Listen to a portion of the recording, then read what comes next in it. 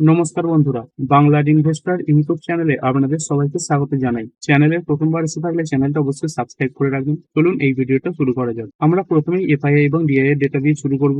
আজকের দিনে এফআইআই এবং ডিআই এর যে ডেটা সেটা খুবই পজিটিভ, বাজারও স্ট্রং ছিল।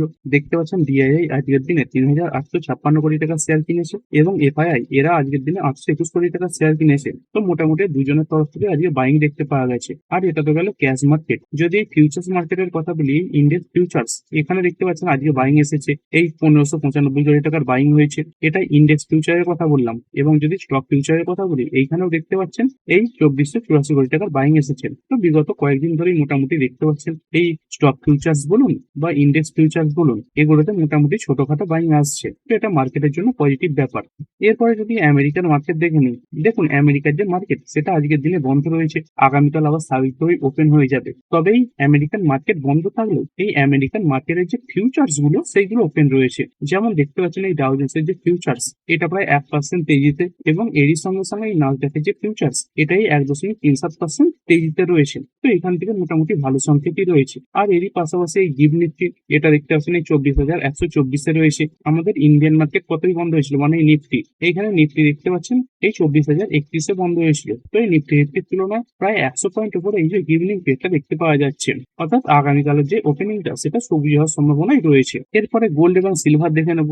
এইখানে স্পট গোল্ডে দেখতে পাচ্ছেন ১.২১% এর কাছাকাছি তেজি দেখতে পাওয়া যাচ্ছে, এবং এই যে স্পট সিলভার এটাই ৩.৩১% তেজিতে এই মুহূর্তে ট্রেড করছে। তো এই ইকুইটি মার্কেট, গোল্ড, সিলভার এই সব মার্কেটই ভালো পারফর্ম করছে। এরপরে ডলার এবং রুপি এর সম্পর্ক কিরকম কি রয়েছে, মানে ডলারের এগেনস্টে আমাদের ইন্ডিয়ান রুপি কেমন কি জায়গায় ট্রেড করছে। তো দেখতে পাচ্ছেন আমাদের এই ইন্ডিয়ান রুপি এটা আজকের দিনেও লাল নিশানেই চলছে।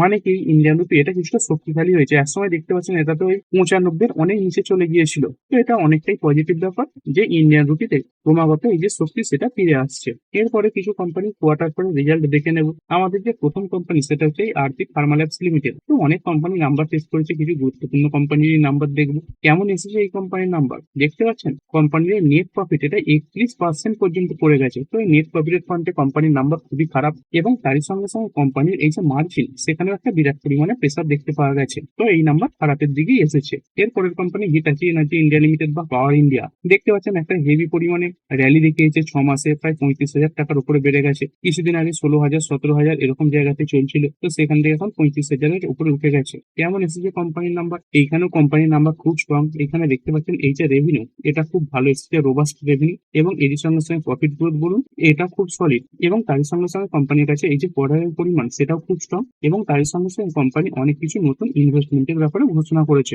তো সব দিক থেকেই নাম্বার স্ট্রং। তবে এই নাম্বারের পরেও যদি এই স্টকটা র্যালি না দেখায় তাহলে অবাক হওয়ার কিছু নেই, কারণ স্টকটা এমনিতেই এই বিগত কয়েক মাসে একটা ভালো র্যালি দেখিয়ে দিয়েছে। তাও নাম্বার স্ট্রং, আগামীকাল একটা র্যালিতে থাকতে পারে। তারপরে একটি কোম্পানি অশোক লেল্যান্ড লিমিটেড। এইখানে কোম্পানির আজকের দিনে দেখতে পাচ্ছেন ৩.৮৩% তেজি দেখিয়েছে। এর পেছনে কারণ কি, এই কোম্পানি দেখতে পাচ্ছেন এই যে ভিআরএল লজিস্টিক্স রয়েছে এদের তরফ থেকে একটা বড় অর্ডার পেয়েছে।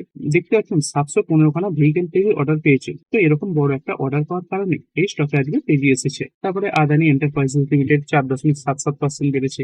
আজকে এমনি আদানি গ্রুপের স্টকগুলোতে র্যালি ছিল। আর এর পেছনে একটা অন্যতম কারণ হচ্ছে এই যে জেপি অ্যাসোসিয়েটেড এই যে গ্রুপটা রয়েছে এটাকেই আদানি এন্টারপ্রাইজেস এরা কিনতে চলেছিল, কিন্তু মাঝখান থেকে বেদান্ত তারাও এই কোম্পানিটাকে কেনার জন্য উঠে পড়ে লেগেছিল। তো সেই ব্যাপারে আস্তে আস্তে বিভিন্ন যে কোর্টের রায়, বিভিন্ন জায়গায় যে মামলা চলছিল সেখানে এই আদানি এন্টারপ্রাইজেস এরই জয় হয়েছে, এবং এরাই আপাতত এই যে জেপি অ্যাসোসিয়েটেড এই কোম্পানিটাকে কিনবে। তো মোটামুটি ভালো খবরে এই স্টকগুলোতে কিন্তু তেজি এসে গেছে আদানি গ্রুপের স্টকে, এবং তাই সঙ্গে সঙ্গে যদি জেপি গ্রুপের স্টকগুলো দেখেন এখানেও কিন্তু তেজি দেখতে পাবেন। তারপরে আরো কিছু কোয়ার্টার পর দেখে নেবো, যেমন আরবিএনএল রেল সেক্টরে কাজ করে একটি কোম্পানি, এরা তাদের নাম্বার পেশ করেছে। এখানে নাম্বার কেমন, এখানে সেলস এটা সামান্য বাড়লেও ৬,৪২৭ কোটি থেকে বেড়ে ৬,৬৯৬ কোটি হলেও বাকি প্যারামিটার গুলোতে কোম্পানির নাম্বার খারাপ। এখানে নেট প্রফিটে দেখতে পাচ্ছেন ইয়ার অন ইয়ার যদি তুলনা করেন ৪৫৫ কোটি নেট প্রফিট পড়ে হয়েছে ১৮২ কোটি, এবং এর আগের কোয়ার্টারে কত ছিল ৩২৪ কোটি। ইয়ার অন ইয়ার বলুন বা কোয়ার্টার অন কোয়ার্টার বলুন, সব জায়গাতেই কোম্পানিতে নাম্বার এটা খুবই দুর্বল এসেছে। কোম্পানির এই পরবর্তীকালে নাম্বার গুলো খারাপ হয়ে যাওয়ার কারণ কি, মানে সেলস বাড়া প্রফিট গুলো খারাপ, কারণ এখানে দেখতে পাচ্ছেন কোম্পানির যে খরচা এতে অতিরিক্ত বেড়ে গেছে। এখানে এর আগের বছর সেম কোয়ার্টারে দেখতে পাচ্ছেন প্রায় ৬,০০০ কোটির নিচে খরচা হয়েছিল, কিন্তু সেখান থেকে এবারে খরচা বেড়েছে ৬,৪২৭ কোটি, এবং এই খরচা বেড়ে যাওয়ার কারণেই এই যে অপারেটিং প্রফিট এটাই ডাউন হয়ে গেছে। ৪৩৩ কোটি অপারেটিং প্রফিট পড়ে হয়েছে ২৬৯ কোটি। আর এখানে যেহেতু অপারেটিং প্রফিট পড়ে গেল, তারপরে সেরকম এই যে আদার ইনকাম এগুলো এগুলো খুব বেশি যুক্ত হয়নি। এটাও দেখতে পাচ্ছেন কম যুক্ত হয়েছে 89 কোটি। এর আগে আদার ইনকাম গুলো বেশি ছিল। তো এইসব কিছুর কারণে পরবর্তী যে ডেটাগুলো এগুলো খারাপ এসেছে এবং কোম্পানির নেট প্রফিট 455 কোটি থেকে পড়ে 182 কোটি হয়েছে। তারপরে সুইলান এনার্জি এরাও তাদের কোয়ার্টার পরে নাম্বার পেশ করেছে। এইখানে নাম্বার কেমন? এইখানে মোটামুটি দেখতে পাচ্ছেন এই সেলস এই ফ্রন্টে তো ভালো নাম্বার পেশ করেছে। 3,790 কোটি থেকে সেলস বেড়ে 5,493 কোটি হয়েছে। কোয়ার্টারলি কোম্পানির নাম্বার সলিড, কিন্তু যদি নেট প্রফিট ফ্রন্টে দেখেন ইয়ারলি সামান্য পড়ে গেছে। 1181 কোটি থেকে পড়ে হয়েছে 1114 কোটি। তবে কোয়ার্টারলি কোম্পানির নাম্বার খুবই ভালো। তো এখানে কোম্পানির নেট প্রফিট ইয়ার অন ইয়ার কিভাবে পড়ে গেল? এখানেও দেখতে পাচ্ছেন খরচা অতিরিক্ত বেড়ে গেছে।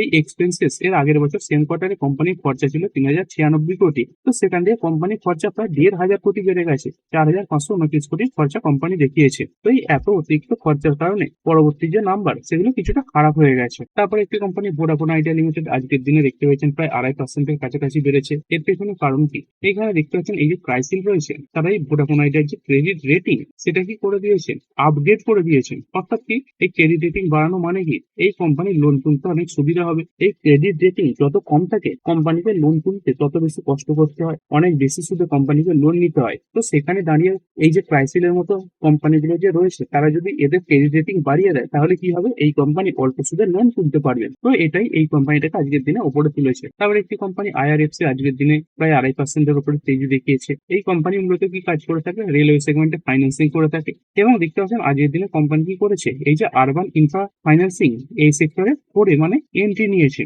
অর্থাৎ শহুরে যে এলাকা রয়েছে সেখানে বিভিন্ন ইনফ্রাস্ট্রাকচার এই কোম্পানি ফাইন্যান্সিং করে থাকবে। কিছুদিন আগে এই কোম্পানি বিভিন্ন যে গ্রিন এনার্জি প্রজেক্ট রয়েছে সেখানেও ফাইন্যান্সিং করবে এরকম কথা বলেছে। তো দেখতে পাচ্ছেন আলাদা আলাদা সেক্টরে এই কোম্পানি তাদের যে বেনিফিট সেগুলো তুলতে শুরু করেছে। অন্যান্য সেক্টরে এই যে ফাইন্যান্সিং সেটা করতে শুরু করেছে, এরকম রিপোর্ট সামনে আসছে, এরকম নিউজ সামনে আসছে। এছাড়াও দেখতে পাচ্ছেন এই কোম্পানি এই হায়দ্রাবাদ মেট্রো রেলের তরফ থেকে একটা ফাইন্যান্সিং এর অর্ডার পেয়েছে 13,527 কোটি। তো এই টাকাটা তারা ফাইন্যান্সিং করে থাকবে। এরপরে এলটিসিজি এবং এইচটিসিজি এই নিয়ে অনেকদিন পর নির্মলা সীতারামনজির মুখ থেকে কিছু ভালো মন্তব্য সামনে এসেছে। এতদিন তো তিনি এই ব্যাপারে কোনো মুখ খোলেনি। আজকের দিনে একটি প্রেস কনফারেন্সে এনাকে প্রশ্ন করা হয় এই এলটিসিজি এইচটিসিজি এই ব্যাপারগুলো নিয়ে। তো দেখতে পাচ্ছেন ফাইন্যান্স মিনিস্টার সীতারামন কি বলেছেন, government open to hear investor concerns on LTCG HTCG taxation. এতদিন তো কোনো মুখই খোলা হতো না। তো সেখান থেকে দাঁড়িয়ে ফাইন্যান্স মিনিস্টার ইনি বলেছেন আমাদের যে ইন্ডিয়ান গভর্নমেন্ট রয়েছে তারা এই ইনভেস্টরদের সঙ্গে কথা বলবে এই এলটিসিজি এসটিসিজি এখানে কোনো ছাড় দেওয়া যায় কিনা এই ব্যাপারে।